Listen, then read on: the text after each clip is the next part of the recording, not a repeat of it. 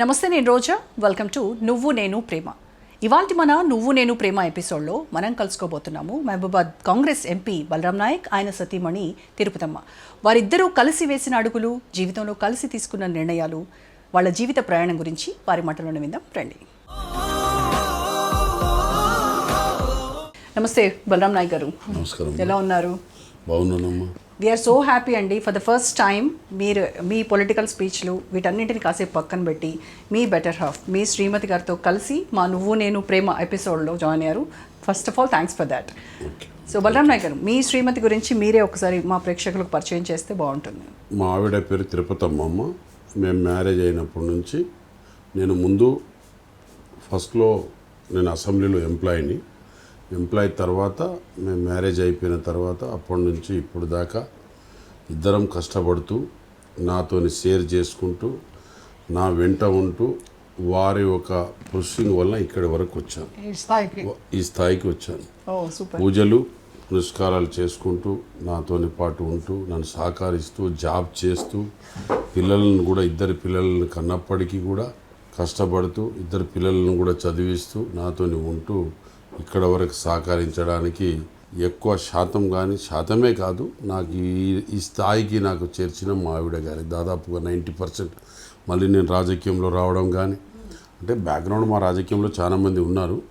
ఆమె కూడా ఎంప్లాయ్ చేస్తూ మా ఇద్దరు పిల్లల ఎడ్యుకేషన్ కానీ మాకు కానీ వారి ఒక అబ్బాయికి మ్యారేజ్ టైంలో కానీ అంత సహకరించింది మేడం. ముఖ్యంగా నేను ఈ స్టేజ్కి రావడం దాదాపుగా 90% మా ఆవిడ సహకారం వల్లే నేను ఈడి వరకు చేరుకున్నానని నేను దేవుని కూడా నమ్ముతున్నాను. మనం అంటూ ఉంటాం కదా బలరాం నాయక్ గారు, ప్రతి మగాడి విజయం వెనుక ఒక ఆడది ఉంటుంది అని అంటారు కదా. 100%. సో మీ విషయంలో అది పక్కాగా ప్రూవ్ అయింది అని అనిపిస్తుంది నాకు. ఎందుకంటే జాబ్ చేస్తూ ఇద్దరు పిల్లలు చదివిస్తూ నేను ఉన్నా లేకున్నా, వాడు పెద్దోడు ఎంటెక్ కూడా చేసి, చిన్నోడు ఎంటెక్ కూడా చేశాడు, పెద్దోడు ఎంఎస్సీ కూడా చేశాడు.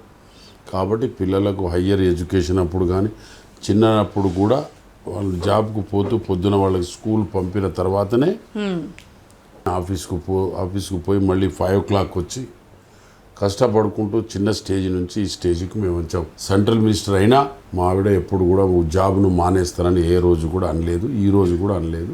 ఇప్పుడు కూడా సర్వీస్లో ఉన్నారు, సర్వీస్ చేస్తుంది. కాబట్టి ఆ భగవంతుడి దయ వల్ల మేమందరం మా పిల్లలంతా చక్కగా ఉన్నాం. సో భూదేవికి సహనం ఎక్కువ అంటారు కదా, భూదేవికి మారుపేరు తిరుపతమ్మ గారు. సో తిరుపతమ్మ గారు, మీ గురించి అంటే మీ ఫ్యామిలీ, అమ్మ నాన్న, మీరు ఎక్కడ పుట్టారు, మీరు ఎంతమంది? వరంగల్ జిల్లా ములుగు. ఓకే. ములుగు దగ్గర ఒక గ్రామం మదనపల్లి. ఓకే.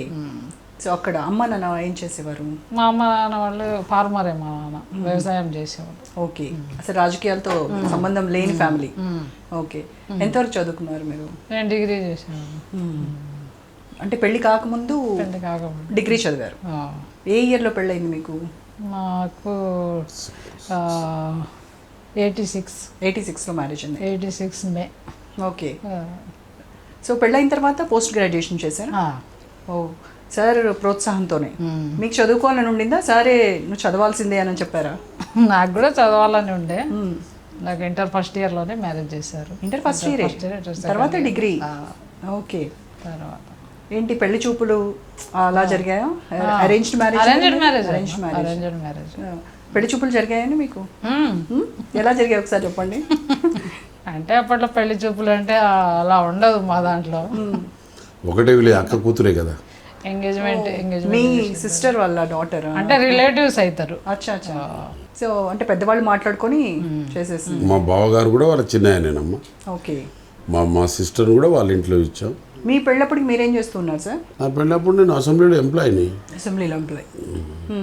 నేను అంతకుముందు పోలీస్ డిపార్ట్మెంట్లో పనిచేయను. దాని తర్వాత అది వదిలేసి నేను అసెంబ్లీలో వచ్చాను. అసెంబ్లీలో జాబ్ చేసిన తర్వాత అసెంబ్లీలో కూడా వదిలేసి రాజకీయాల్లో వచ్చాను. ఎలా అనిపిస్తుంది సార్ అసెంబ్లీలో జాబ్ చేసి అదే అసెంబ్లీలో చట్టసభలో అధ్యక్ష అనడం ఎలా అనిపిస్తుంది? అంటే మా చిన్నాయన కూడా అప్పుడు మంత్రి ఉండే, మా బావగారు కూడా రాజ్యనాయక్ అని ఆయన కూడా ఎమ్మెల్యే ఉండే. ఆ విధంగా మినిస్టర్, ఇప్పుడు మా చిన్నాయన మినిస్టరు. ఆ విధంగా మళ్ళీ అసెంబ్లీలో ఉన్నప్పుడు కూడా నేను అసెంబ్లీలో కూడా పోటీ చేశాను ప్రెసిడెంట్కు. అసెంబ్లీలో కూడా నేను ప్రెసిడెంట్ గెలిచాను. నేను అసెంబ్లీలో కూడా ఎంప్లాయీస్ 10,000 ఎంప్లాయీస్కు నేను ప్రెసిడెంట్గా చేశాను. ఓకే. ఒకసారి ఇనానిమస్, ఒకసారి ఎలక్టెడ్, ఒకసారి పోటీ, ఒకసారి ఇనానిమస్. అలా చేస్తూ మళ్ళీ ఇక రాజకీయం అంటే నాకు జాబ్లో రాకముందు రాజకీయం ఎక్కువ అటాచ్ ఉంది. ఓకే. అంటే నేను యాక్చువల్గా నేను నాగార్జునతోని మేమంతా ఇన్స్టిట్యూట్లో జాయిన్ అయ్యాం, ఫిలిం దేవదాస్ కనకాల గారి ఇన్స్టిట్యూట్. ఆ ఇన్స్టిట్యూట్లో నేను అసలు ఇక్కడికి వచ్చింది యాక్టర్ అయిదామని. ఓకే. కాకపోతే అప్పుడు ఎకనామిక్ సిస్టంలో మాకు ఇక అంతా ఎకనామిక్, నేను మళ్ళీ కో డైరెక్టర్గా దాసనారాయణ దగ్గర చేయాలనుకున్నా, అది కాలేకపోయినా. తర్వాత మాకు పరిస్థితులు, మన బ్యాచులర్ కదా, ఆ విధంగా ఏదో జాబ్ చేయాలి ఫస్ట్ అని చెప్పేసి ఇక మళ్ళీ జాబ్లో అయిపోయినా. జాబ్ వచ్చిన తర్వాత ఇక రాజకీయంలో అయిపోయినాక వాళ్ళు చిన్న రోల్ ఎప్పుడైనా ఏమైనా చేశారా సార్? క్యారెక్టర్ చేయమన్నారు. నాకు మన దేంట్లోనంటే నాగార్జున ఫస్ట్ పిక్చర్ విక్రమ్, అందులో క్యారెక్టర్ చేయమంటే నేను క్యారెక్టర్ చేయను, అయితే హీరో లేకపోతే లేదు. క్యారెక్టర్ మనకు చిన్న క్యారెక్టర్, వేరే దగ్గర కూడా క్యారెక్టర్లు దొరికినాయి, నేను చేయలేదు. నాగార్జున మీకు ఫ్రెండ్ అండి? బాగా ఫ్రెండ్ ఏం లేదు, వాళ్ళు అప్పుడే ఇంట్రడ్యూస్, అక్కడ కనకాల ఇన్స్టిట్యూట్ ఉండే ఇసుగూడలో, అప్పుడు మేము వెంగళరావు నగర్లో ఉంటేమి. అంటే నాతోని పాటు ఉన్న ఇంకో మా మామ, ఆయన చిన్న చిన్న క్యారెక్టర్ వాళ్ళతో రిలేషన్గా చేశారంతా. రవి అని ఒక అతను ఇప్పుడు కూడా నిన్న మొన్న కూడా ఒక పిక్చర్ తీశాడు, ఆయన హిందీలో చేస్తున్నాడు. మాతృదేవ భవలో ఆయన నా మంచి మిత్రుడు, నా ఫ్రెండ్ కూడా ఆయన డైరెక్టర్ చేశారు. మీ ఇష్టమైన హీరో ఎవరు సార్? నాకు ఇష్టమైన హీరో కృష్ణ అనుకోండి. బాగా చూసేవాళ్ళు ఆయన మూవీస్. ఆయన మూవీస్ అంటే ఆయన హెల్పింగ్ నేచర్ నాకు నచ్చింది. ఒకరోజు నేను వేద్దామని పోతే, నీ విజిల్ బాగుంది కానీ సక్సెస్ కావడానికి టైం పడుతుందమ్మా ఇండస్ట్రీలో అన్నాడు నాకు. ఓకే. అప్పుడు పరిస్థితులు అనుకూలించలేదు. తర్వాత రాజకీయంలో నాకు డి శ్రీనివాస్ గారు టికెట్ ఇచ్చారు. తర్వాత అదే రోజు పిలిచి రాజశేఖర రెడ్డి గారు, నువ్వు ఎమ్మెల్యే కాదు ఎంపీకి వెళ్ళమన్నాడు. ఓకే. అంటే సార్ నేను కొత్తోని కదా, నేను గెలవలేనంటే, లేదు నువ్వు గెలుస్తావు, నువ్వు వెళ్ళు అన్నాను. అంటే నేను ఆల్రెడీ అంటే అందరితోని విలేజెస్తోని, నాకు మా చిన్న ఎమ్మెల్యేగా ఉండే కాబట్టి నాకు విలేజెస్తోనంత టచెస్ ఎక్కువ ఉండే. అందులో ఎవరు వచ్చినా, ఊరు నుంచి వచ్చినా ఎమ్మెల్యే క్వార్టర్స్లో అక్కడెక్కడ ఉంటే వాళ్ళైతే అక్కడ వాళ్ళకు షెల్టర్స్ కానీ భోజనాలకు కానీ ఏదైనా ఉంటే మనం ఆ విధంగా నేను ప్రొవైడ్ చేసేవాడిని చూసినా కాబట్టి ఆ విధంగా అట్లా నుంచి రాజకీయం ఎంపీగా పోటీ చేశాను. తర్వాత సోనియా గాంధీ అమ్మవారి దయ వల్ల నేను సెంట్రల్ మినిస్టర్ అయ్యాను. ఫస్ట్ టైం గెలిచిన కావరి సాంబశివరావు వాళ్ళంతా నాకు కొంచెం బాగా మిత్రులు. కావరి సాంబశివరావు గారు, నేను మన్మోహన్ సింగ్ గారు క్యాబినెట్లో చేశాను. మన్మోహన్ సింగ్ క్యాబినెట్ ఇప్పుడు కూడా 3,50,000 ఓట్లతో గెలిచాను. అమ్మ, మీరు సార్ ఎప్పుడైతే రాజకీయాల్లోకి వెళ్తాను అని అన్నారు, ఎందుకు వచ్చిన రాజకీయాలు, మనకి శుభ్రంగా ఉన్నాము, ఏదో ఉద్యోగం చేసుకుంటున్నాము అని ఎప్పుడైనా అన్నారా? అన్నారా?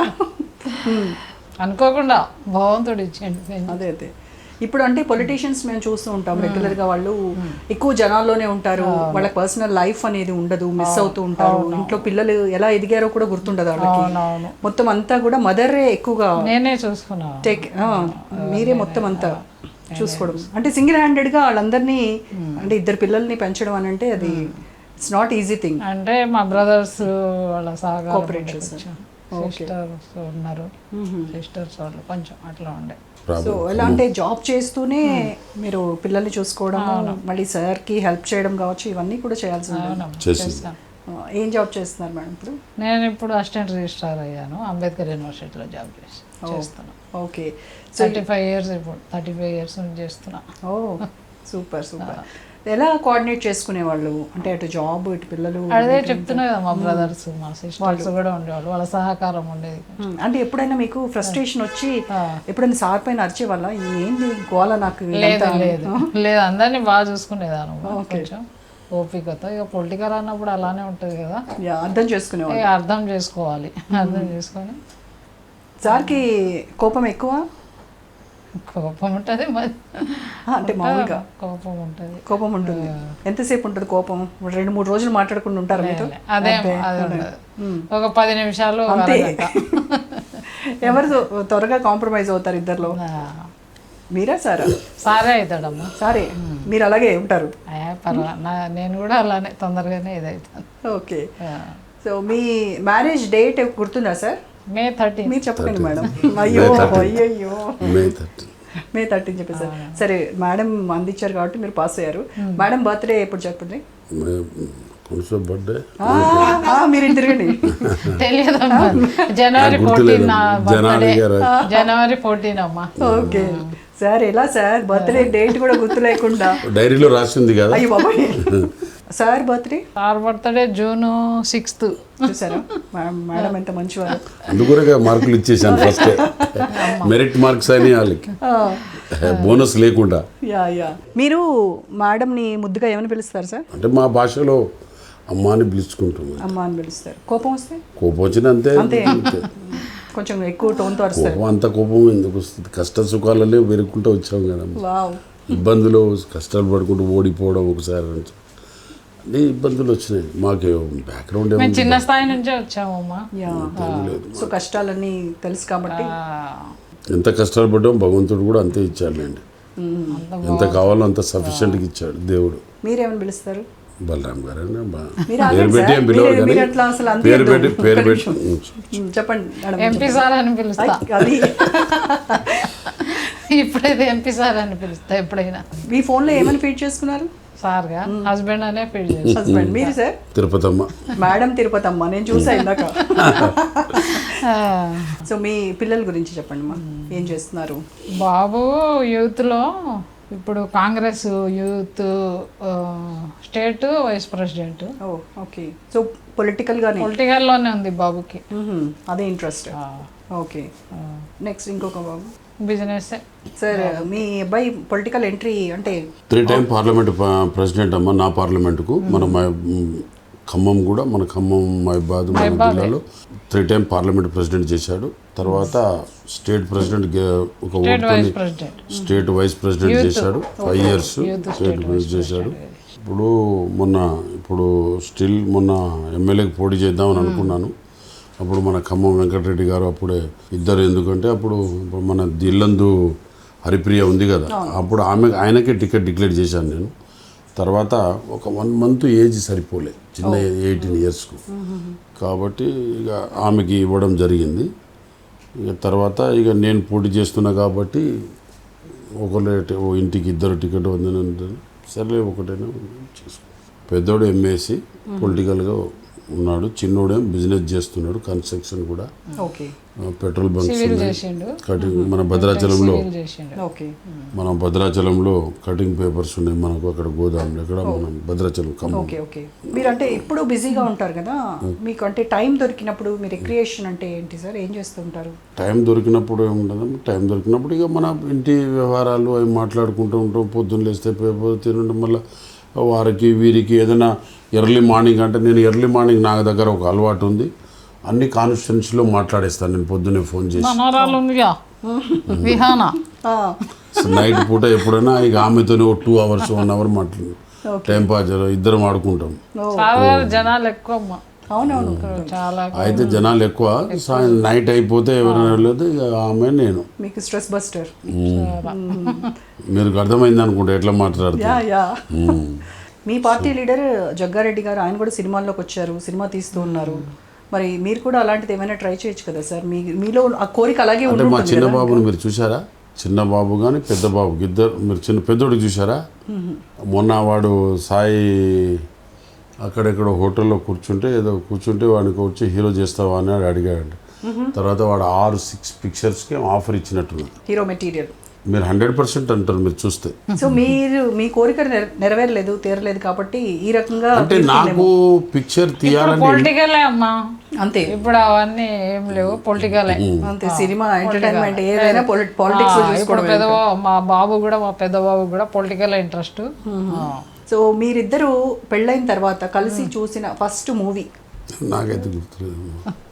మేము అప్పుడు రెగ్యులర్ అంటే ఒకటి మాత్రం చెప్పగలుగుతాను నేను, చిన్నపిల్లలు ఉన్నప్పుడు మాత్రం రెగ్యులర్గా మన అమీర్పేటలో సత్యం థియేటర్లో మాత్రం ఎవ్రీ వీక్ సెకండ్ షో మాత్రం కంపల్సరీ. అది మాత్రం వీక్లీ 100% సండే రోజు. అక్కడ మా బావగారు వీళ్ళ చిన్న ఆయన ఉండే, వీళ్ళ చిన్నమ్మ, మేము, మా బావగారు అంటే మా అక్క, మేము. వీళ్ళ తర్వాత వాళ్ళు రాకపోయినా మేము ఎవ్రీ వీక్ మాత్రం పిక్చర్ మాత్రం సత్యంలో అక్కడ దగ్గర కదా రిలీజ్ అయ్యేది. మేము అప్పుడు సంజీవ్ రెడ్డి నగర్లో ఉండేవాళ్ళం, వెంగళరావు నగర్లో ఉన్నప్పుడు నైట్లో మాకు మళ్ళీ సెకండ్ షోకి రావడానికి ఇద్దరు ఎంప్లాయీస్ కదా, సెకండ్ షోకి మాత్రం కంపల్సరీ వెళ్ళేవాళ్ళం. అది మాత్రం పక్కా. సో మీరిద్దరు కలిసి వెళ్ళిన ప్లేసెస్ గుర్తున్నాయా?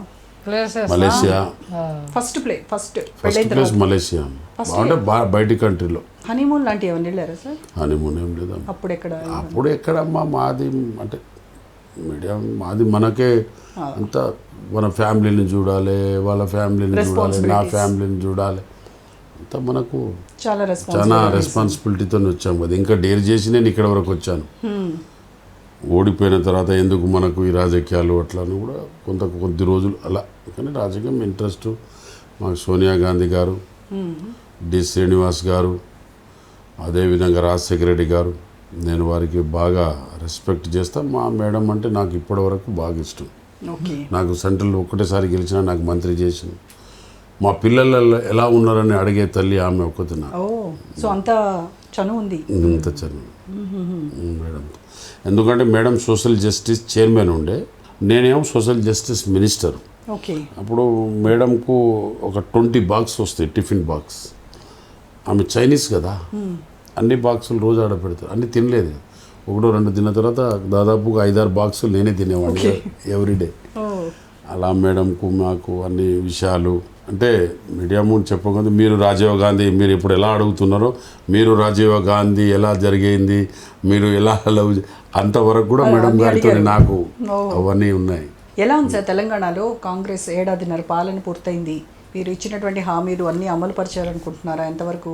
మేము చేశాం కదమ్మా, హామీలన్నీ గ్యారెంటీ ఇచ్చేసాం కదా, 6 హామీలు అన్నీ ఇచ్చేసాం, ఏది మిగిలింది లేదు. అది అంటే గృహలక్ష్మి ఒకటి ఇవ్వలేదు, ప్లస్ ఒక మన బంగారం గోల్డ్ ఒక ఇవ్వలేదు. మీకు అన్ని గ్యారెంటీలు చేసాం. మరి మేము సన్న బియ్యం 6 kg ఇస్తామని మేము అనలేదే గ్యారెంటీలో. మరి మేము గ్యారెంటీ ఇస్తున్నాం, ఇంద్రమ్మ ఇల్లు ఇస్తున్నాం, బస్సులు మేము ఫ్రీ ఇస్తున్నాం, అదేవిధంగా 2 యూనిట్ కరెంట్ ఇస్తున్నాం, రైతు బంద్ చేసినాం, రైతు రుణమాఫీ చేసినాం. కానీ పూర్తి స్థాయిలో జరగలేదు కదా మీరు చెప్పేవేవి కూడా. టీఆర్ఎస్ గవర్నమెంట్లో ఉన్నప్పుడు మనకు బైబర్కేషన్ అయినప్పుడు, రాష్ట్రం విడిపోయినప్పుడు దాదాపుగా మనకు బడ్జెట్ మనకు ఎంతో పెద్ద లో బడ్జెట్ ఏం లేదు. అనవసరమైన ప్రాజెక్టులు తీసుకొచ్చి హరితహారం మీద 1000 కోట్ల రూపాయలు ఖర్చు పెట్టారు. ఒక ఫైల్లో నేను మీడియా ముందే మాట్లాడుతాను, పొలిటికల్కి వచ్చే వరకు నేను చెప్తాను. హరీష్ రావు 35,000 కోట్ల రూపాయలు హరితహారంలో తీసుకున్నారు. హరితహారం ఎక్కడ తీసుకొచ్చాడు? ఇయర్లీ 35,000 కోట్ల రూపాయలు ఫైల్ నేను ఎవడైనా చూపెడతాను. 1000 కోట్ల రూపాయలు, లక్షల కోట్ల రూపాయలు అప్పు చేసేందుకు ఒక ప్రజానికానికి, ప్రజల డబ్బు, ప్రజలకు మనం ఎకనామిక్ సిస్టంలో అన్నీ తీసుకొచ్చి డబ్బులను చేసి 1000 కోట్ల రూపాయలు అప్పుల పాలు చేసిన తర్వాత ఇవి స్కీమ్స్ కూడా మేము కరెక్ట్గా చేస్తున్నామంటే చేస్తున్నారు గౌరవనీయుల ముఖ్యమంత్రి గారు రేవంత్ రెడ్డి గారు. అంటే యువర్ సక్సెస్ఫుల్. మొన్న నేను ఫైనాన్స్ మినిస్టర్ దగ్గర, నేను మా భట్టి గారు మేము వెళ్ళాం. మాకు వితౌట్ ఇంట్రెస్ట్ డబ్బులు ఇవ్వమని అడుగుతున్నాము, ఒక 50 కోట్లు. జిఎస్టీ ఇవాళ ఇండియాలో మనం ఫస్ట్ జిఎస్టీ మనం తెలంగాణలో కడుతున్న జిఎస్టీ ఎక్కడ కడతలేరు. అంటే క్యాపిటల్ బాంబే ఉండొచ్చు, తప్పితే ఢిల్లీ ఉండొచ్చు, పెద్ద పెద్ద సిటీలో ఉండొచ్చు. ఆ సిటీ కన్నా తక్కువ సిటీలో కూడా మనం వాళ్ళకి చూస్తే, లెక్కల్లో చూస్తే మనం ఎక్కువ జిఎస్టీ కడుతున్నాం. మన రాష్ట్రంలో ఇన్ని స్కీములు ఇస్తున్నాం ప్రజలకు, ఏ రాష్ట్రమైనా ఉందా స్కీమ్? మరి ఇన్ని అప్పుల పాలు చేసినా కూడా చేస్తున్నాం. అనవసరంగా మేము తెలంగాణ కొరకు పోరాటం చేసింది మేము, తెలంగాణ తెచ్చింది మేము, హౌస్లో పోరాటం చేసింది మేము. కానీ క్రెడిట్ కేసీఆర్ కదా చేశారు. తెలంగాణ ఉద్యమం అంటేనే కేసీఆర్ అని అంటున్నారు కదా వాళ్ళు. కేసీఆర్ది కానే కాదు, కేసీఆర్ లాంటి ఎంతోమంది 65 నుంచి పోరాటం చేశారు. మేము అందరం ఎంపీలం కలిసి, పొన్నం ప్రభాకర్ కానీ, మధు యాస్కి కానీ, సుఖేందర్ రెడ్డి కానీ, గుత్తా సుఖేందర్ రెడ్డి కానీ, ఇవన్నీ కూడా మేము హౌస్లో 9 to 14 మినిస్టర్ ఉండగా కూడా హౌస్లో పడుకున్నాం. వాళ్ళ దిక్కు తుంచి పోరాడింది ఒక విజయశాంతి. ఈ రోజు కూడా చెప్తాను, నేను ఆ రోజు కూడా చెప్తాను. విజయశాంతికి ఇవాళ ఎమ్మెల్సీ ఇవ్వడానికి కారణం ఏంటంటే, ఆ రోజు ఇప్పుడు మన ఇన్ఛార్జ్ ఉన్న నటరాజన్ మేడం కూడా మాతోనే ఎంపీ. ఆ రోజులో మాతోనే, మా స్నేహితురాలే, మా చెల్లెమ్మ, మా అక్క చెల్లెమ్మ మాతోనే ఉండేది. డార్క్లో నడుపుతున్న తెలంగాణ రాష్ట్రాన్ని పరిపాలిస్తున్న కేసీఆర్ కుటుంబం. కేటీఆర్కి ఏం తెలుసు అండి? కేటీఆర్ ఏదో మాట్లాడుతాడు. మేము రాజకీయాల్లో వచ్చినప్పుడు కేటీఆర్ అమెరికాలో ఉన్నాడు, కేటీఆర్కి ఏదో తెలుసు అంటాడు. కవిత ఏది పడితే అవుద్ది మాట్లాడుతుంది. కవితకి ఏం తెలుసు? ఓల్మాల్ తెలియదు. కాకపోతే మేము ముందుకొచ్చి మాట్లాడతలేమని అడ్డాగోలుగా మాట్లాడడం అది కరెక్ట్ కాదు, సమంజసం కాదు. పార్లమెంట్ హౌస్లో బ్లాక్ డేట్స్ కొట్టుకుని కూడా పోరాటం చేసినాం తెలంగాణ కావాలని. ఆ రోజులో గవర్నర్ చంద్రబాబు నాయుడుతో మేము లెటర్ రాయించాం.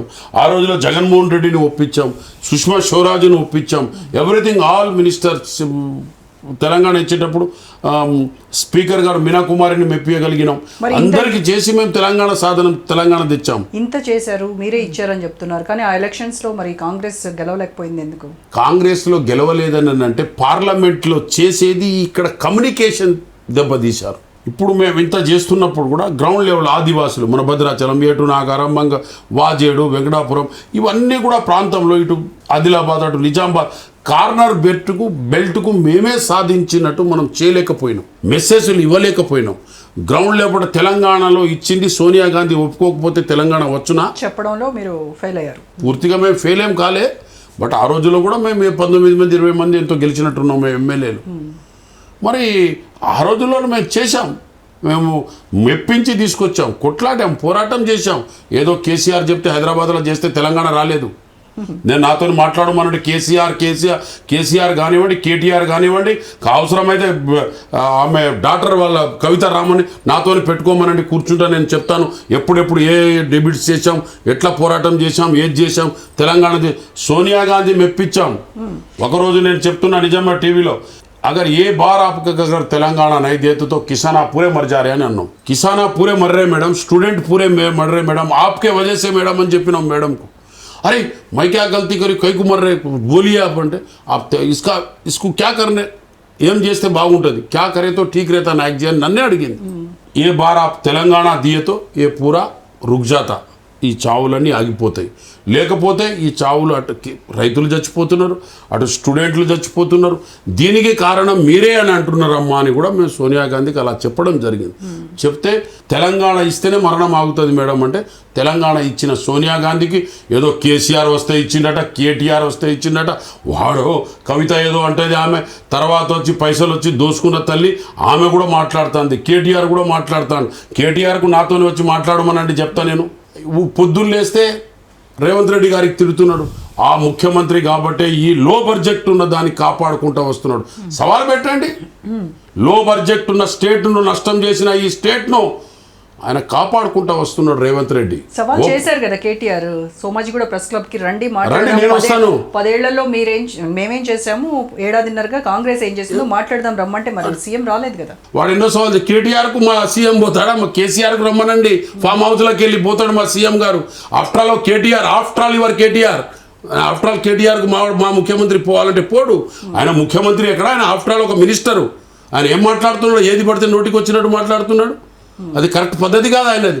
రమ్మని చెప్పండి, కేసీఆర్ కూర్చోమనండి, గౌరవనీయ ముఖ్యమంత్రి గారికి మేము పంపిస్తాం, కేసీఆర్కు మేము గౌరవిస్తాం. పెద్దోడు మాతో కూడా పోరాటం చేసిండు, మేము ఎప్పుడు చేసినాము అప్పుడే మా ఎంపీలకు అందరికి మోసం చేసిండు ఆయన.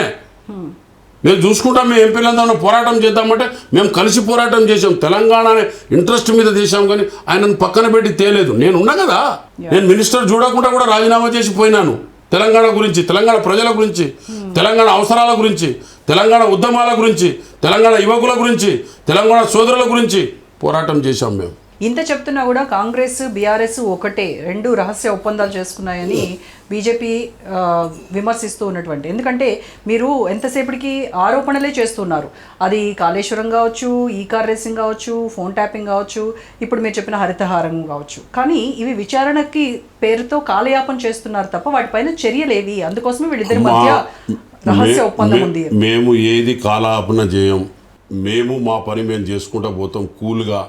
గౌరవనీయుల మా ముఖ్యమంత్రి కానీ, మా క్యాబినెట్ కానీ, మా ప్రజలు కానీ రేపు పెట్టి చూడండి, ఎలక్షన్ తెలుస్తుంది. రేపు మెయిన్ ఎలక్షన్ వస్తుంది కదా, ఇంకో 3 సంవత్సరాల తర్వాత, 3.5 సంవత్సరాల తర్వాత పెట్టి చూద్దాం ఎవరు గెలుస్తారు అన్నది. అప్పుడు తెలుస్తుంది. ఏమి ఇస్తలేము మా ప్రజలకు, మేమేమి ఇస్తలేము. మేము బస్సు ఇస్తున్నాం, మేము రైతు బంధు ఇస్తున్నాం, రైతు రుణం ఇస్తున్నాం, రైతు బోనస్ ఇస్తున్నాం, మేము రైస్ ఇస్తున్నాం, ఇందిరమ్మ ఇల్లు ప్రతి వారం పైసలు అకౌంట్లో చూడండి, ఎవ్రీ మండే వారి అకౌంట్లో పడుతున్న ఇల్లు కట్టుకునే వాళ్ళకు ఇందిరమ్మ ఇల్లు ఇస్తున్నాం, ఆదివాసుల ఏరియాలు ఇస్తున్నాం, వడ్డీ లేని రుణం, వడ్డీ మేము కడుతున్నాం. ఒక్కొక్క మహిళకు 6 కోట్లు 7 కోట్లు కూడా తీసుకుంటున్నారు ఒక్కొక్క కాన్స్టిట్యున్సీలో. నర్సంపేటలో దాదాపుగా మొన్న తీసుకున్నది మహబాద్ కానివ్వండి, ఎనీ కాన్స్టిట్యున్సీ, ఏ కాన్స్టిట్యున్సీలో 6 కోట్లు 7 కోట్లు 8 కోట్లు వడ్డీ లేని రుణం ఇస్తున్నాం మేము. ఏ విధంగానైనా మేము ప్రజలకు మేము ఇప్పుడు అందిస్తున్న మెడిసిన్ కానివ్వండి, హెల్త్ పరంగా కానివ్వండి, ఇలా కాస్మెటిక్ ఛార్జు, మెస్ ఛార్జీలు పెంచేసరికి వారానికి 2 టైం మటన్ పిల్లలకు ఏదైనా కానివ్వండి. ఇవాళ కాస్మెటిక్స్ అండ్ మెయింటెనెన్స్ పిల్లగాళ్ళు నాకు తెలుసు కదా, నేను కూడా ఒక ట్రైబల్ని కదా, నేను పొద్దున్న లేస్తే ప్రజల్లో ఉంటా కదా. ఇవాళ పిల్లలు ఇంటికాడ ఉండలేరు, హాస్టల్లోకి వెళ్ళిపోతున్నారు. ఇప్పుడు నిన్ననే వెళ్ళాను నేను, అంటే నేను ఏం తిరుగుతానో మేము చేస్తానో మీకు తెలియదు. నిన్న నేను కూడా సోషల్ వెల్ఫేర్ సెక్రటరీ దగ్గరికి వెళ్ళాను. 30,000 మంది బయటకు ఉన్నారు. మనకి ఇప్పుడు అడ్మిషన్ అంటే హాస్టల్ సీట్లు లేక 30,000 మంది. దానికి ఏం చేద్దామని ఆలోచన వచ్చే వరకు నేనే చెప్పాను, next year young India schools కడుతున్నాం. ప్రతి కాన్స్టిట్యున్సీలో 250 కోట్లతోని 230, 220 కోట్లతోని యంగ్ ఇండియా స్కూల్ కడుతున్నాం. ఆ యంగ్ ఇండియా స్కూల్ ఈ 6 నెలల వరకు మేము ఇప్పుడు ఫ్యాకల్టీ పెంచినా, స్టూడెంట్ పెంచినా మా దగ్గర రూమ్స్ లేవు. కాబట్టి ఈ 6 నెలలు ఇది కడితే ఈ 30,000 మంది కాదు, స్ట్రెంత్ పాపులేషన్ పెరిగిన 40,000 మంది ఏ నియోజకవర్గం ఆ నియోజకవర్గానికి వస్తున్నారు. దానికి ఒక యూనిఫామ్ సిస్టంలో కడుతున్నాం. యూనిఫామ్ అంటే ST, SC, BC, OC, otherwise అన్ని కులాలు కలిపినాకనే యంగ్ ఇండియా స్కూల్ కడుతున్నాం. ఒక్కొక్క నియోజకవర్గానికి 2 మెడికల్ కాలేజీలు పూర్తి చేయకపోతే మెడికల్ కాలేజీలు పూర్తి చేస్తున్నాం. గవర్నర్ రేవంత్ రెడ్డి గారు చేస్తున్నారు. ఇన్ని చేస్తున్నా కూడా స్థానిక సంస్థల ఎన్నికల్లో కాంగ్రెస్ ఓటమి ఖాయం. అందుకోసమనే కావాలని డిలే చేస్తోంది కాంగ్రెస్ ప్రభుత్వం అని బీఆర్ఎస్, బీజేపీ ఇద్దరు కూడా విమర్శిస్తున్నారు. స్థానిక ఎన్నికలు పెట్టడానికి ఏం ఇబ్బంది లేదు మాకు. ఎకనామిక్ గ్రోత్ చూసుకోవాలి. ఎలక్షన్ పెడితే పోలీస్ ఎక్స్పెండిచర్ ఎంత, ఎలక్షన్ ఆఫీసర్ల ఎక్స్పెండిచర్ ఎంత వస్తుంది, ఇవన్నీ చూసుకొని ఎలక్షన్ పెట్టాలి. కానీ వాడు రాత్రి పెట్టుమంటే మనం పెట్టలేము.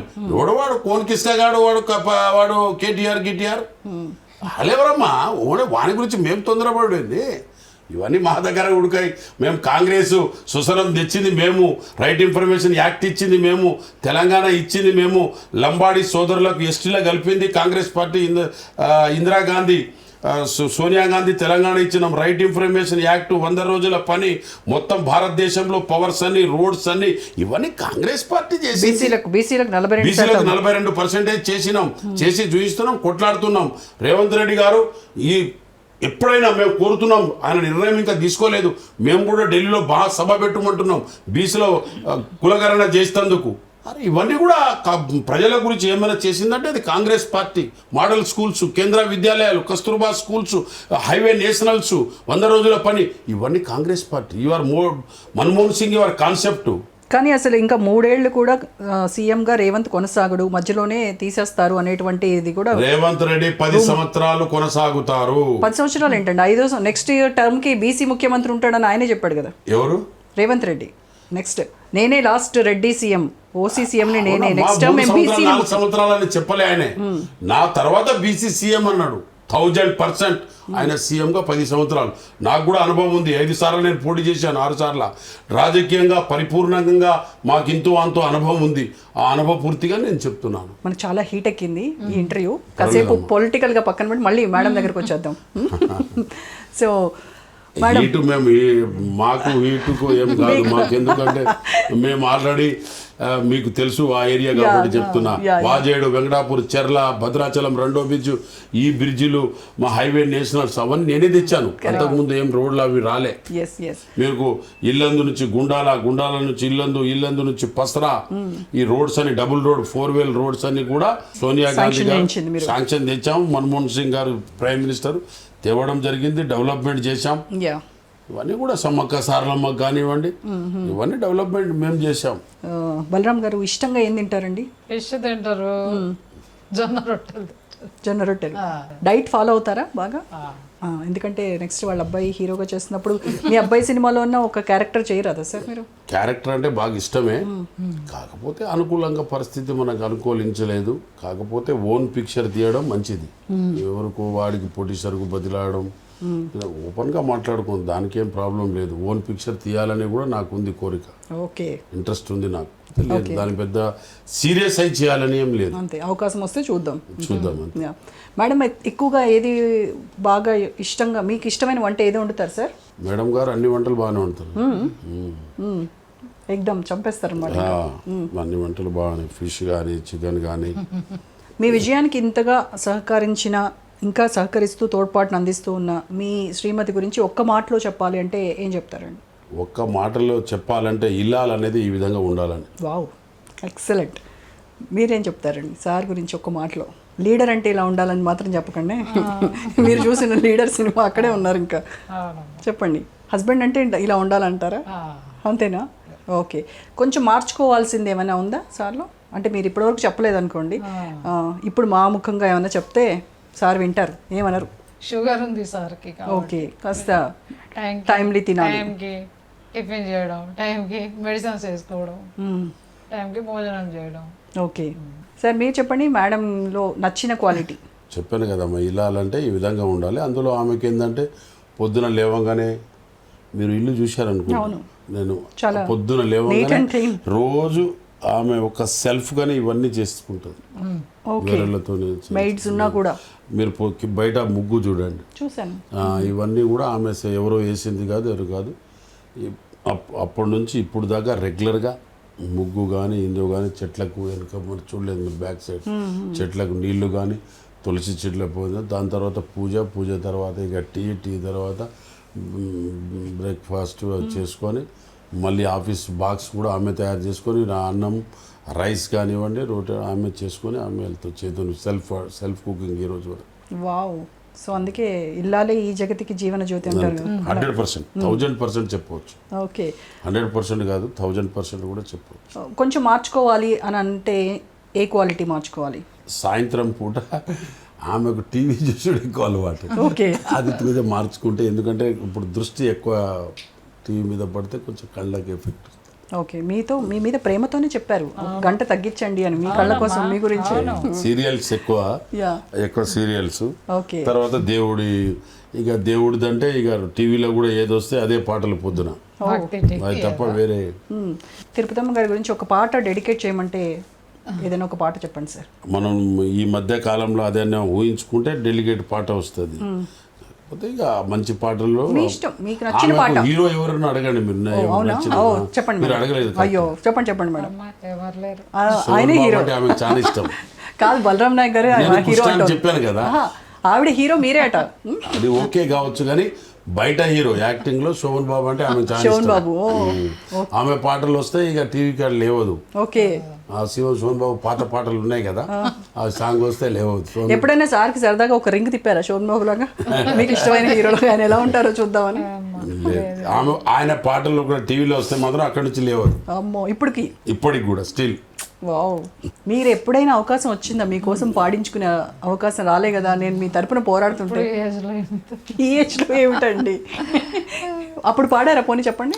అంటే మాకు ఎలా వచ్చిందంటే అమ్మా, మాకు చిన్న ఏజ్లో పెళ్ళి అయ్యడం, పిల్లలు కావడం, ఇక అంతలో బరువు బాధ్యతలు, వీళ్ళ ఇద్దరు సిస్టర్ మా దగ్గర ఉండడం, ఇద్దరు వాళ్ళ తమ్ములు కూడా నా దగ్గర ఉండడం, అన్ని రెస్పాన్సిబిలిటీలోనే లైఫ్ అంతా ఇప్పటి వరకు జరిగింది.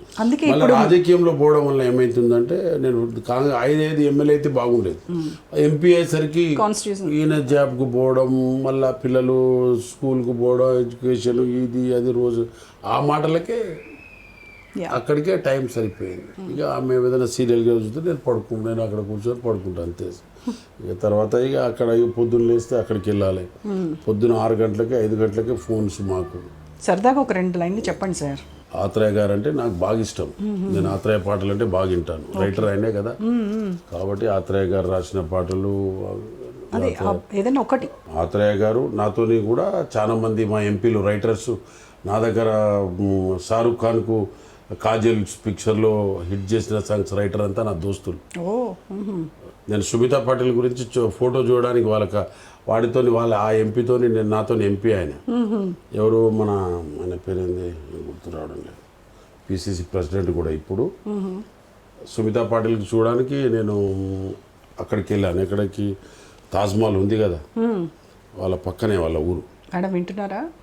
ఆవిడ చూడడానికి అక్కడ వరకు వెళ్ళారంట. ఆగ్రా అంటే అక్కడ మా క్యాస్ట్ వాళ్ళు బాగున్నారు అక్కడ. ఓకే, అరే ఒకరోజు రండి సార్ అని పిలిస్తే, మళ్ళా సుమితా పాటిల్ ఇంటి దగ్గర పోయొద్దామని చెప్పేసి ప్రొఫెసర్ వాళ్ళ అబ్బాయి వాళ్ళ అమ్మాయి ఉంది, కలిసి మాట్లాడాను. ఎలా చనిపోయింది అది అంటే ఆమె, మీరు పాటలు అంటే చెప్తున్నా, మంచి మంచి పాటలు మంచి మంచి యాక్ట్ చేసింది. ఆజరప్పటి జా ఇదేది ఇంకా వేరే వేరే సాంగ్స్ బాగా హిందీ మూవీస్లో ఆమె చేసింది కాబట్టి ఆ రోజులో మేము చిన్నవాళ్ళం.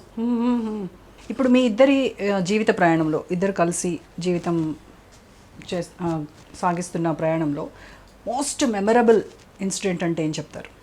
అంటే ఏమిటి, ఇది కలిసి మేము సంసారం చేసి మా పిల్లలకు ఒక ఈ విధంగా పెంచి బాగా మంచిగా పెంచి మంచి ఎడ్యుకేషన్ ఇచ్చినందుకు నాకు అది హ్యాపీ. అదే నాకు బాగా మెమరీ. మా ఇద్దరు పిల్లలు కూడా చాలా చక్కగా ఉంటారు. ఇప్పుడు వరకు కూడా నాకు ఎలాంటి ఇబ్బందులు పెట్టలేదు. ఎప్పుడన్నా మేడం ఇంత చేస్తున్నారు కదా, ఎప్పుడన్నా డైరెక్ట్గా ఫేస్ టు ఫేస్ ఒక థ్యాంక్స్, ఒక ఐ లవ్ యూ అన్న చెప్పారా సార్? ఎన్నోసార్లు చెప్పాను. అంటే ఏం లేదు, ఒకసారి మా కోసం చెప్పరా? అబ్బే తగ్గేదే లేదు, ఒకసారి ప్రాబ్లం లేదు. ఈ పొద్దులా తగ్గిపోయిందేమో కానీ అందుకే చాలా రోజులైంది కదా. ఒక్కసారి ఐ లవ్ యూ చెప్పండి సార్ మేడం. ఎన్నోసార్లు చెప్పాను. ఇప్పుడు చెప్పండి. ఇప్పుడు చెప్పినట్టే కదా, మళ్ళీ చెప్పండి. అలా కాదు కదా. ఓకే, ఎన్నోసార్లు చెప్పాం. అవునా? స్వీట్ బాగా ఉండేది అనుకో, మంచి సేమియా లేకపోతే మనకు సాబుదానం, మనకు అప్పట్లో అవే కదా జిలేబీ ఏదైనా చేస్తున్నప్పుడు ఇవాళ కూడా సాబుదానం చేసాం దేవునికి. మేము రోజు ప్రసాదం చేసినప్పుడు కొంచెం చెప్పవలసి వస్తుంది కదా, ఎట్లా చాలా బాగా చేసి ఐ లవ్ యూ అని చెప్పవలసి వస్తుంది. సూపర్. యా, సందర్భానికి చెప్తే బాగా. మేడం మీరు రెస్ప్రిపేట్ అవుతారా దానికి? చెప్తారా? చెప్పాలి చాలే అంటారా? ఏమంటారు? ఆమెకు మొగమాట ఎక్కువ, ఎప్పుడు మాట్లాడలేదు కదమ్మా. Yes yes. సో ఒకసారి మీరు మా టైటిల్ వచ్చేసి నువ్వు నేను ప్రేమ, మీరిద్దరు ఒకసారి నువ్వు నేను ప్రేమ అని చెప్తే. నువ్వు నేను ప్రేమ అట్లా కాదండి అధ్యక్ష, ఇది చేసాము అని చెప్పినట్టు చెప్తున్నారు మీరు. అలా కాదు, నువ్వు నేను ప్రేమ అని చెప్పండి. ఇద్దరు ఒకటేసారి చెప్పండి. నువ్వు నేను ప్రేమ, ఇద్దరు ఒకటేసారి ప్రేమ. ఇలా చెప్పండి, ఇలా చెప్పండి. మేడం చెప్తారులేండి సార్, మీరు అన్ని తొక్కేస్తున్నారు టాలెంట్. అంతకంటే సంతోషం, మీకన్నా ఎక్కువ సంతోషం నాకే ఆమె చెప్పేసి. మేడం ఇలా పెట్టండి మేడం, నువ్వు నేను ప్రేమ అని చెప్పండి అంతే. నువ్వు నేను ప్రేమ. Super super. Thank you so much Balaram Naik గారు, తిరుపతి గారు. వండర్ఫుల్. ఇది ఎవరు పెట్టారు అనుకుంటారు మీరు?